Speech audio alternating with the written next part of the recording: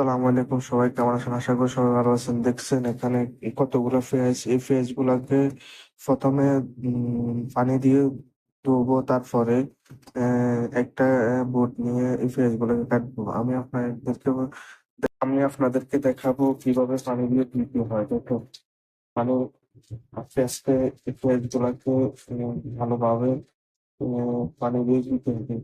তো ভালোভাবে পানি দিয়ে দিতে হবে। দেখেন, সেই কাটার বোর্ড এখানে পেঁয়াজ এগুলোকে রাখবো, একটা একটা করে কাটবো।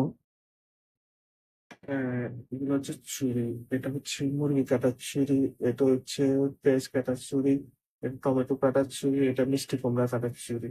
এই ছুরিগুলোর এক একটা ছুরি এক একটা ব্যবহার। তো সেটা হচ্ছে পেঁয়াজ কাটার ছুরি, এটা দিয়ে পেঁয়াজ কাটবো। দেখেন, এটা হচ্ছে গ্লাভস। এই গ্লাভসটা হাতের মধ্যে দিয়ে পেঁয়াজ গুলোকে কাটবো, যাতে ময়লা আবর্জনা না লাগে।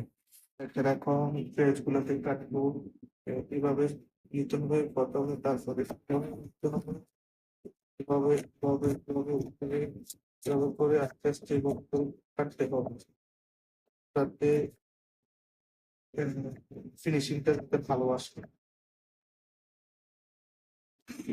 এখানকার পেঁয়াজ এভাবে কাটতে হবে,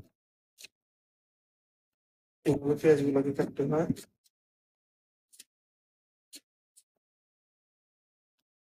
পেঁয়াজ কাটা শেষ, দেখেন কতগুলা পেঁয়াজ কাটা হয়েছে। এখন পেঁয়াজ গুলাকে গ্লাসে ঢুকাবো। কিভাবে গ্লাসে ঢুকাবো আমি আপনাদেরকে দেখাবো কিভাবে গ্লাসে ঢুকাতে হয়। দেখেন, কিভাবে গ্লাসে ঢুকাতে হয়। উম, গ্লাসে ফুল করতে হবে। দেখছেন, এই দেখেন কতগুলো পেঁয়াজ হয়েছে। এখন ওগুলাকে মেশিনে দিয়ে রিফিল করবে। মেশিনে এইভাবে দিতে হয়। দেখেন,